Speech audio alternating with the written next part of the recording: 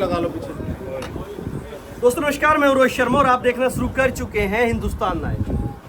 काफ़ी जद्दोजहद के बाद, बैठक के बाद बैठक और उसके बाद फिर बैठक और उससे भी काम नहीं चला तो फिर 2-3 बैठक और टिकट भारतीय जनता पार्टी ने कुछ 67 सीटों पर जारी कर दी है। उसमें एक सीट समालखा की भी रही। ये काफ़ी हॉट सीट है। हॉट सीट क्यों बन गई? क्योंकि यहाँ पर मनमोहन भड़ाना चुनाव लड़ने के लिए आए और 2 बार से भाजपा के प्रत्याशी रहे शशिकांत कौशिक, जिनको लगभग दोनों बार में 90,000 से भी ज़्यादा 1 लाख के करीब वोट मिला और उनका टिकट कट गया। उसके बाद मनमोहन भड़ाना को यहाँ से टिकट दिया गया। मनमोहन जी, आपका बहुत बहुत स्वागत है हिंदुस्तान 9 पर। मनमोहन जी, आपको सबसे पहले तो हमारी पूरी टीम की तरफ से हार्दिक शुभकामनाएं कि आपको टिकट हुआ। हाल ही में एक चुनाव लड़कर आए हैं, थकावट तो नहीं है उस चुनाव की? वो जो चुनाव आप हारे वहाँ से मंगलौर से, उसको पॉजिटिव देखते हैं या फिर उसको नेगेटिव देखते हैं? क्योंकि मंगलौर से भाजपा का चुनाव जीतना या फिर इतना ज़्यादा करीब आ जाना एक नामुमकिन सी बात है। जितने वहाँ के आंकड़े हैं, नंबर्स हैं, जातिगत या फिर धार्मिक आंकड़े, तो वहाँ को हार को नेगेटिव देख रहे हैं या देख रहे हैं हमने बहुत बढ़िया चुनाव लड़ा और पार्टी में जनता में बहुत अच्छा मैसेज दिया?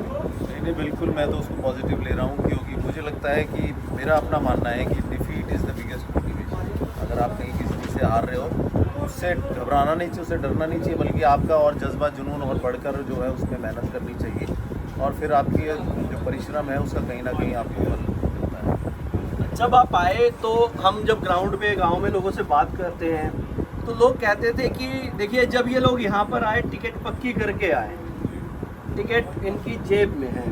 वो आपके पार्टी में रिश्ते कहिए या फिर आप जिस तरह की पहुँच रखते हैं वो कहिए, टिकट पहले से निर्धारित था कि जाइए, तैयारियां कीजिए, समालखा को जिताइए, टिकट आपको ही देंगे, या फिर ये था कि अपनी मर्जी से आए थे, पार्टी जो करेगी कर लेगी?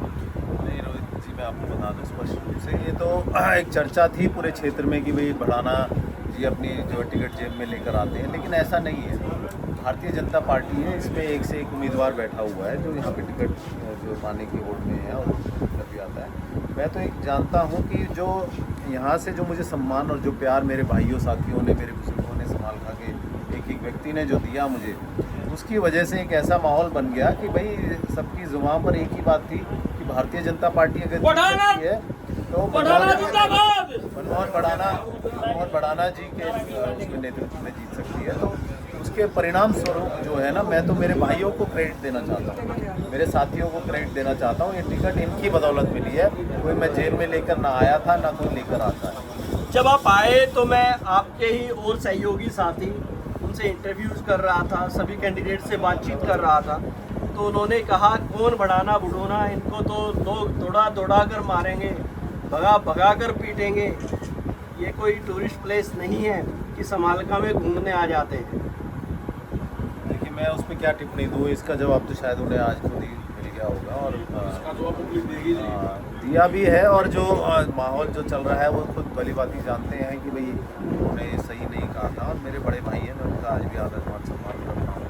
लेकिन यही है कि टूरिस्ट को कोई इतना प्यार, इतना मोहब्बत, इतने सम्मान कहाँ मिलता है आप बताइए। ये तो मेरा घर है, मेरी जड़ें हैं, यहाँ 30 साल से जो है यहाँ मेरे पिताजी ने काम किया हुआ है और एक बिरादरी, पूरे 36 बिरादरी में यहाँ पे लोगों के यहाँ आप देख रहे हैं, यहाँ पे पूरे 86 गांव से यहाँ पर लोग आए हुए हैं पूरे समालखा क्षेत्र।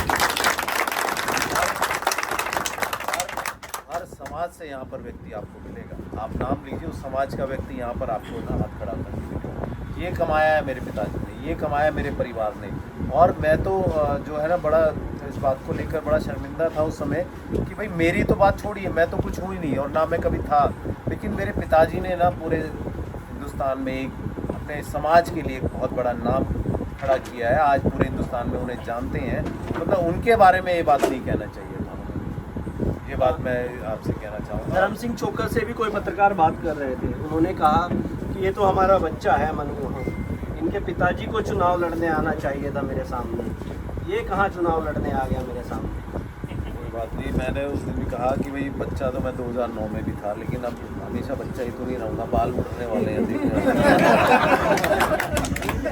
बाल उड़ रहे हैं तो कोई बच्चा तो नहीं। और मेरे पिताजी मेरे साथी हैं, कोई अलग थोड़ी है वो भाई, मेरा तो उन्हीं से सब कुछ है फिलहाल, तो भाई उनका सहयोग हर तरह से रहेगा और हम साथ मिलकर लड़ेंगे, सारी चीज़ें देखेंगे। आपका जब टिकट हुआ तो आपके आने में थोड़ा समय था, तब तक मुझे लगा कि क्यों ना किसी और कैंडिडेट का इंटरव्यू कर लूँ, तो बीच में रविंद्र मछरौली का मैं इंटरव्यू कर रहा था और वहाँ पर भी एक तरह का माहौल अच्छा नज़र आ रहा था और लोग एक दूसरे को बधाई दे रहे थे। टिकट आपकी हो रही थी, बधाई रविंद्र मछरौली के वहाँ थे।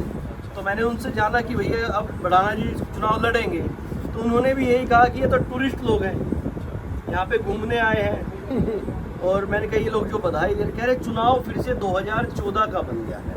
एक तरफ राम बथेरी चुनाव लड़ रही थी, धर्म सिंह छोक्कर चुनाव लड़ रहे थे, शशिकांत कौशिक चुनाव लड़ रहे थे और रविंद्र मछरौली चुपचाप चुनाव जीतकर चले गए थे और वो रिकॉर्ड तोड़ मतों से यहाँ से चुनाव जीते थे। आज़ाद उम्मीदवार 53,000 वोट मिलना बहुत बड़ी बात थी। कहते हैं ना, काठ की आंटी बार बार नहीं चढ़ती है, एक बार काम हो चुका है वो हर बार तो नहीं होगा ना।